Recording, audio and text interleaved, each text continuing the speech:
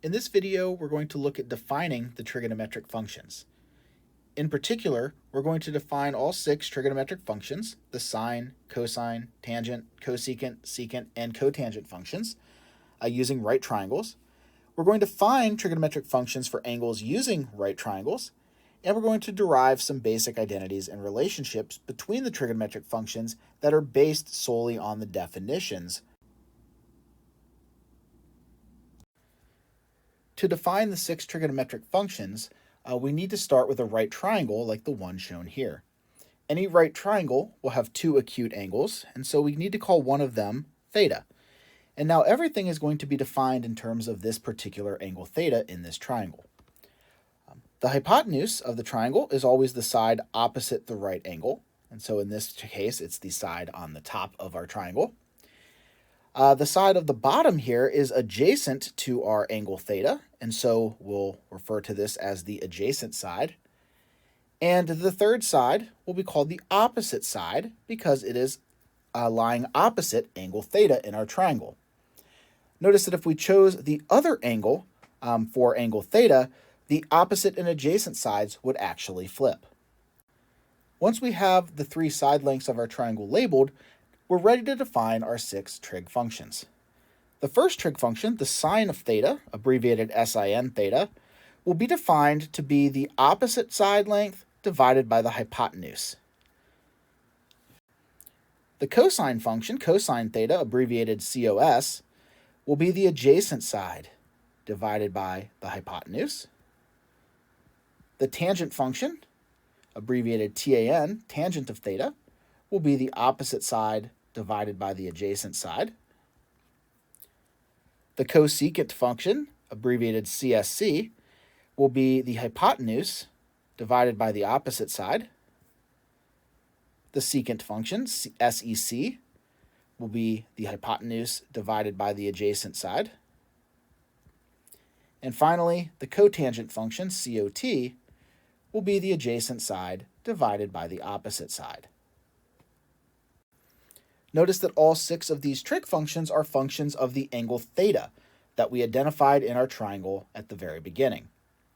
Also notice that all 6 possible ratios of one side length of the triangle to another side length of the triangle is indicated with one of these trig functions. It is worth noting that these 6 ratios are functions of our angle theta, and as functions need to be written in the appropriate notation. So expressions like sine sin or cosine cos with no angle mean nothing when they're isolated like this. In order to make meaning of these expressions, we need to write them as functions. So sine of x, sine of theta, sine of t, some expression like this.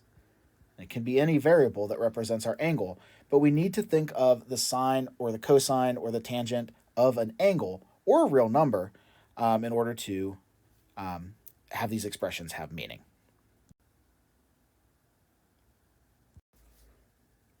In this example, we're asked to evaluate all 6 of the trigonometric functions for the angle theta shown in the triangle. The first thing that we need to do is identify the 3 sides of this triangle as the opposite, adjacent, and hypotenuse of this triangle.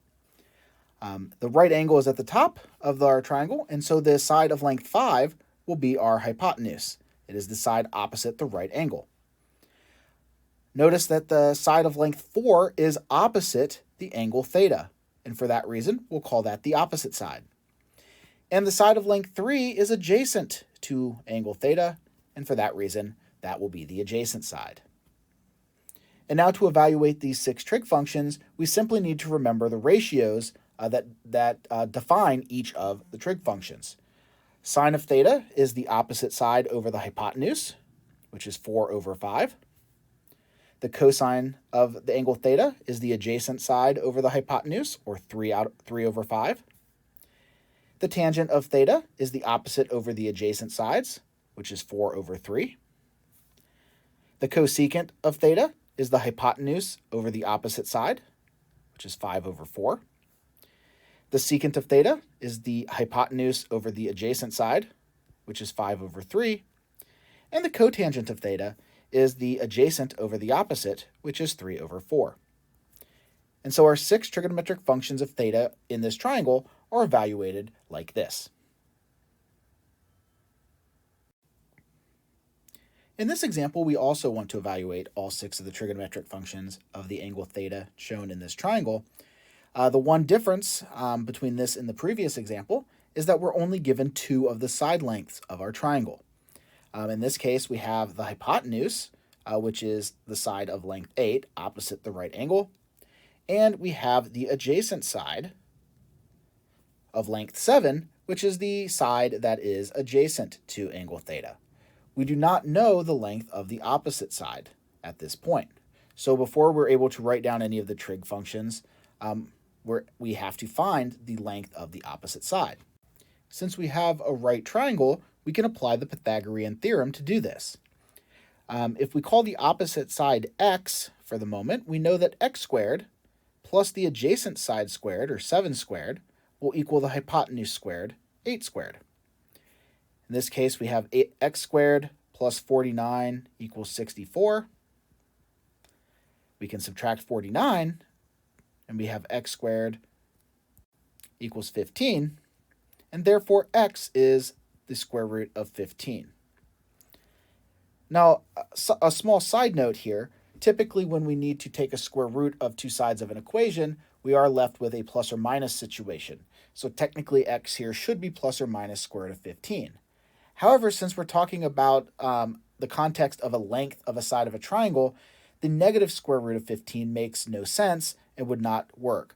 And so here we're going to restrict ourselves to the positive square root 15. So we can add square root of 15 as our opposite side, and now apply the definition of our trig ratios. The sine of theta is the opposite side, the square root of 15, divided by the hypotenuse of 8. The cosine of theta is the adjacent side 7, divided by the hypotenuse of 8. The tangent of theta is the opposite side, square root of 15, over the adjacent side 7. The cosecant of theta is the hypotenuse 8 over the opposite side square root 15. The secant of theta is the hypotenuse 8 over the adjacent side 7. And last but not least, the cotangent of theta is the adjacent side 7 over the opposite side square root 15. And so here are the 6 trig functions of the angle theta shown in the triangle here.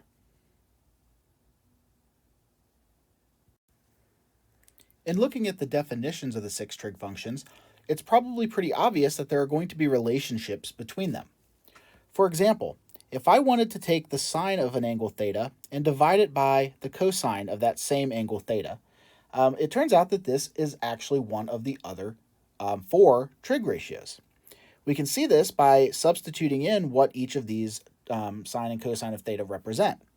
The sine of theta is the opposite over the hypotenuse, and we're going to divide that by the cosine, which is the adjacent over the hypotenuse.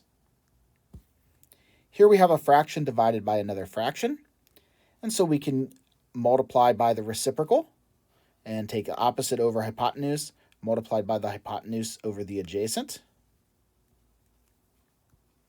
And here our hypotenuses, or our hypotenuse, will cancel, and we're left with just the opposite over adjacent, which is the ratio for tangent of theta. In other words, what we've shown here is that the tangent of theta for any angle theta is equal to sine theta over cosine theta. This is a really important relationship that allows us to do many different things. For example, if we knew the sine and cosine of some angle, we could find the tangent of that angle by just dividing the sine by the cosine. In fact, if you look at the 2 examples that we've already looked at and take the value that we found for the sine of the angle as well as the value for the cosine of the angle and divided them in this appropriate way, you'll see that you obtain the exact value for the tangent of theta. There are other similar identities involving the trig functions that can be derived in a similar fashion as the one here. We won't go through all of the details, but you could certainly do that on your own if you wish. However, the cotangent of theta can be written as the cosine of theta divided by the sine of theta. So the same two values as we used for tangent, just divided in the opposite order. We could also verify that the cosecant of theta is the reciprocal of sine theta, meaning it's 1 over sine theta. The secant of theta will be the reciprocal of the cosine theta, or 1 over cosine theta. And cotangent of theta can be written as 1 over tangent theta. So all 5 of these identities are true for any acute angle theta in any right triangle. And we can see that these are true by just rewriting all of the trig functions in terms of the opposite, adjacent, and hypotenuse of the right triangle, and simplifying both sides to see that we obtain the same expression on both sides of each equation. These will be very useful throughout our study of trigonometry in various contexts. They'll allow us to compute tangent, cotangent, cosecant, or secant by knowing just the sine or cosine, as well as to rewrite expressions that involve tangent or cotangent and cosecant and secant in terms of sines and cosines. So we'll use these identities in a variety of useful ways that will make a lot of future problems much easier to solve.